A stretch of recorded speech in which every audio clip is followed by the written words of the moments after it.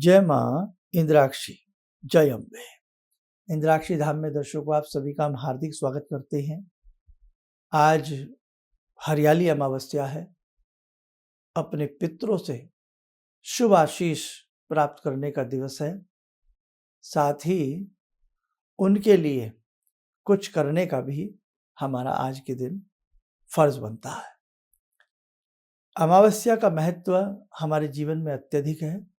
जिनके पितृ रुष्ट हों, कुंडली में पितृदोष आदि हो, उन्हें आज के दिन कुछ विशेष कार्य करने चाहिए। क्या है अभी चर्चा करते हैं। पहले आज का हम पंचांग देख लेते हैं। 28 जुलाई सन 2022, दिन बृहस्पतिवार, श्रावण मास, कृष्ण पक्ष, संवत 2079, तिथि हरियाली अमावस्या, नक्षत्र पुनर्वसु। और हमने एक चीज और बताई थी, ये सुबह 7:03 तक पुनर्वसु नक्षत्र है। अब इसके बाद कौन सा नक्षत्र लग जाएगा? पुष्य नक्षत्र लग जाएगा। तो जिन्हें पुष्य नक्षत्र के लिए आज हमने पूजन बताया था, केले की जड़ धारण करने की विधि बताई थी, तो वो आज के दिन कर सकते हैं। जिन्होंने कार्यक्रम ना सुना हो वो हमारा कल का कार्यक्रम सुन लें। और आज वो पूरे दिन बहुत शुभ वेला है, लेकिन दिन के 12 बजे से पहले पहले करो तो उसका अच्छा फल मिलता है। इसी के साथ साथ आज का जो दिशाशूल है वो 1:30 बजे से 3 बजे तक है। और जो इसकी दिशा है, जिसको हम दिशा विपरीत कहते हैं, जिस दिशा में हम यात्रा नहीं करते, दिशाशूल, वो दक्षिण दिशा है। अब देखिएगा,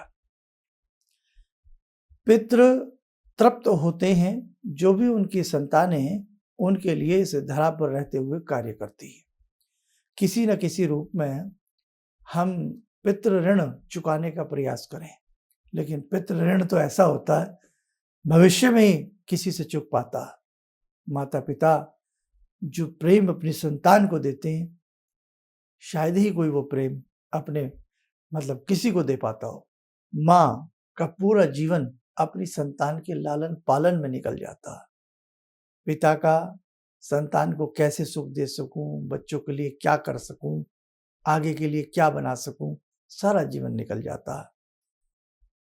कोरोना नामक कैसी भयंकर बीमारी रही, कितने अपनों से बिछड़े, कितनी बेटियों के पिता नहीं रहे, कितने बच्चों के पिता नहीं रहे, कैसी कैसी स्थिति रही आप सबने देखा है। किसी की माताएं नहीं रही, कितने रिश्ते बिछड़े हैं इन 2-3 सालों में। पैसा कभी बहुत आम हुआ करता था, लेकिन आज मौत भी आम सी बन गई है। कब कौन हमारे बीच से विदा हो जाए, चला जाए, कुछ पता ही नहीं लगता है। इसलिए हर अमावस्या अपनी उन पुण्य आत्माओं के प्रति सद्कर्म करते रहें। क्या? 1 लोटा जल ले लें, उस जल में थोड़ा मीठा मिला लें, काला तिल मिला लें। पुष्प जब भी पितरों के निमित्त आप अर्पण करें तो सफेद रंग का किया जाता है। लाल रंग का पुष्प पितरों के लिए अर्पण नहीं किया जाता। घर में दक्षिण दिशा की तरफ आप वो जल दें। घर में व्यवस्था नहीं है, छत पर जाकर के दें।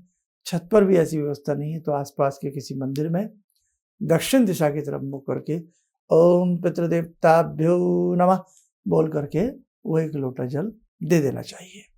बहुत लोग कहेंगे हमारे घर में तो पितरों का पूजन नहीं होता है, पितरों को मान्यता नहीं है। देखो किसके घर में क्या होता है, सब अलग अलग परिपाटियां हैं। लेकिन आप सत्य सनातन धर्म में सांस लेते हैं तो पितृ तो सबके हैं।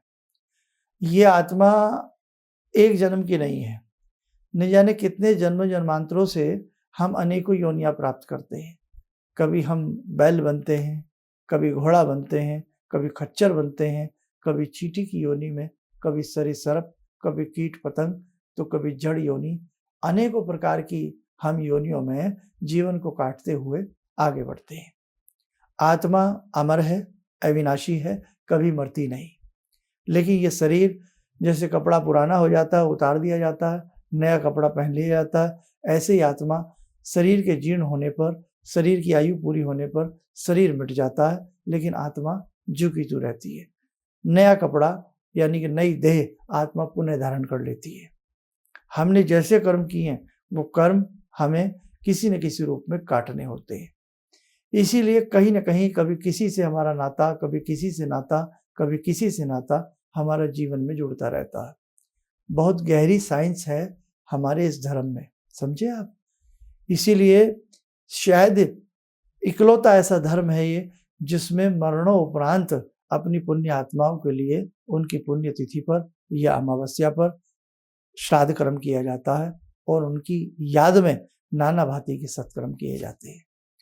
जिस लोक में भी आत्मा होती है, जिस लोक में भी पितृ होते हैं या जिस रूप में पितर होते हैं, आप जरा सा भी कुछ उनके लिए करते हो तो वो तृप्त होते हैं, संतुष्ट होते हैं, आपको वरदान प्राप्त होता है, उनका शुभ आशीष प्राप्त होता है। इसलिए मेरे साधकों, किंतु परंतु छोड़िए, जो आपके शास्त्रों में लिखा है, जो आपके ऋषियों ने कहा है, उस वाणी को मानिए।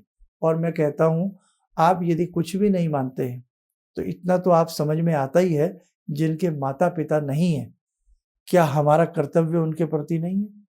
जिन्होंने हमें जन्म दिया, क्या उनकी याद में एक लोटा हम जल दक्षिण दिशा में नहीं दे सकते? आपने देखा, जब कोई शरीर छोड़ता, जब उसके शव को रखा जाता है, उसके पांव दक्षिण दिशा में होते हैं। क्यों? दक्षिण दिशा पितरों का वास मानी जाती है। इसीलिए शास्त्रों में कहा है कि रात्रि में सोते समय दक्षिण दिशा में पांव करके नहीं सोना चाहिए। इसलिए मेरे बच्चों, हमारा सबका फर्ज बनता है कि हम अपने पितरों के निमित्त थोड़ा ज़्यादा जितना हमसे बन सके जरूर करें। आज के दिन गायत्री यज्ञ करना, गायत्री मंत्र को जपना बहुत अच्छा होता है। पक्षियों को दाना खिलाना, गौ माता की सेवा करना, गरीबों में फल या सफ़ेद मिठाई बांटना भी बहुत अच्छा होता है। बस जितना आपसे बन पड़े आप जरूर कीजिएगा। और दूसरी हमने बात बताई थी कि जो आज के दिन केले की जड़ को धारण करना चाहते हैं तो 12 बजे से पहले पहले आप लोग, दिन के 12 बजे से पहले पहले कर लेना और सुबह 7:03-4 के बाद उसको लाना तो ज़्यादा श्रेष्ठ रहेगा। आइए, समय हो चला आज की ध्यान साधना का। आज की ध्यान साधना में जुड़ते हैं हम भगवान श्री राम से। ओम रामो राजमणि सदा विजयते, रामं रमे संभजे, रामेण विहता निशाचरचमू, रामाय तस्मै नमः। रामानास्ति परायणं परतरं, रामस्य दासोऽम्यहम्। रामे चित्तलया सदा भवतु मे, भो राम मामुद्धर। राम रामेति रामेति, रमे रामे मनोरमे, सहस्रनाम तत्तुल्यं, राम नाम वरानने। आदो राम तपोवनं दिगमनं, हत्वा मृगं काञ्चनं, वैदेहीहरणं जटायुमरणं, सुग्रीवसंभाषणं, बाले निग्रहणं समुद्रतरणं, लङ्कापुरे दाहनं, पश्चात् रावणकुम्भकर्णहननम्, एतद्धि रामायणम्।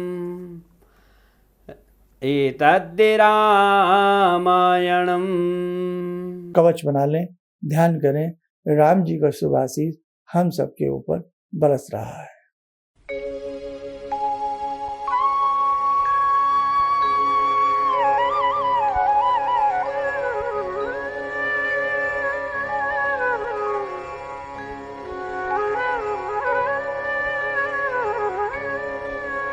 ओम बोलते हुए नेत्र खोलें, सामान्य हो जाए।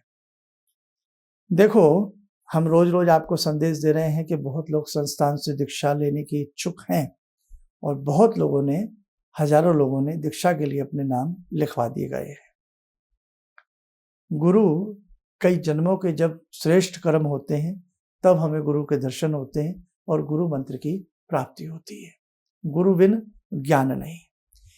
इसलिए जिन्होंने अपने नाम लिखवाए हैं दीक्षा हेतु, शीघ्र ही उनको दीक्षा दी जाएगी और सब कुछ बताया जाएगा। जो नए लोग हों, दीक्षा लेने के इच्छुक हों, संस्थान से या हमसे जुड़ना चाहते हों, दीक्षा लेना चाहते हों, वो अपना नाम नंबर कहाँ से बोल रहे हैं, क्या फ़ोन नंबर है, वो आप लिखवा देना, ठीक है। और दीक्षा का मतलब यही होता है कि आप किसी गुरु की उंगली पकड़ रहे हैं, उनसे ज्ञान सीखेंगे, शुभ मार्गदर्शक वो आपके बनेंगे और आपके मार्ग को प्रशस्त करेंगे। तो बहुत अच्छे से गुरु दीक्षा लेने का मन बनाना, किसी प्रलोभन में, लालच में गुरु दीक्षा कदापि नहीं लेनी चाहिए। वो दीक्षा ले रहे हैं, वो दीक्षा ले रहे हैं, हम भी ले लें, ऐसी भेड़ चाल में भी दीक्षा नहीं लेनी चाहिए। ध्यान रखें, भेड़ चाल से मतलब ऐसी होड़ में, है ना, किसी को देख करके नहीं। आप, ये मन की बात होती है, मन से गुरु बनाए जाते हैं।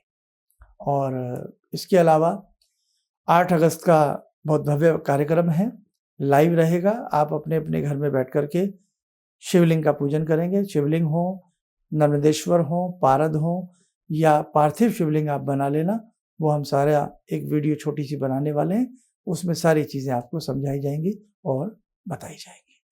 आप बहुत अच्छे से धर्म कर्म से जुड़े रहिए। जीवन में एक दिन देख लेना, आपको बहुत कुछ मिलेगा। जीवन में जितने भी ये कार कंटक, परेशानियां, संकट है ना, भगवती की कृपा से बहुत संकट आपके शीघ्र ही दूर हो जाएंगे। आप स्वस्थ रहें, सुखी रहें। इन्हीं शुभकामनाओं के साथ हम अपनी वाणी को विराम देते हैं। जय जय अम्बे। जहाँ तक मेरा व्यक्तिगत अनुभव रहा है, मैं फर्श पर पड़ा था, आज गुरुजी की कृपा से अर्श पर हूँ। गुरुजी ने एक मंत्र, जब पहली बार मिला था तो मैं ऐसी परिस्थिति में गिरा हुआ था कि मेरे को ये लगता था कि मैं जिधर भी जाऊँ मेरे तरफ, एक तरफ कुआं एक तरफ खाई वाली स्थिति मेरे साथ थी। और गुरुजी ने वहाँ उस वक्त तो मेरे को 2 मंत्र दिया कि इसका आप पाठ शुरू करो, और 2 दान की सामग्री बताई थी, और उसको मैंने शुरू किया। और उसके बाद से उस वक्त से लेकर आज तक मैं फिर जिस स्थिति में था वो पीछे मुड़कर मैंने नहीं देखा। किसी भी समस्या के समाधान के लिए मिले प्रसिद्ध हस्तरेखा एवं वास्तु विशेषज्ञ प्रोफेसर धर्मेंद्र शर्मा जी से।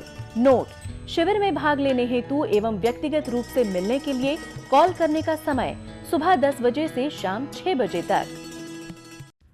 हमारे विभिन्न ज्ञानवर्धक कार्यक्रम देखने के लिए आप हमें अभी सब्सक्राइब करें, बेल आइकन को प्रेस करें ताकि आप देख सकें हमारा कार्यक्रम सबसे पहले। और अधिक जानकारी के लिए फेसबुक पेज को लाइक करना न भूलें।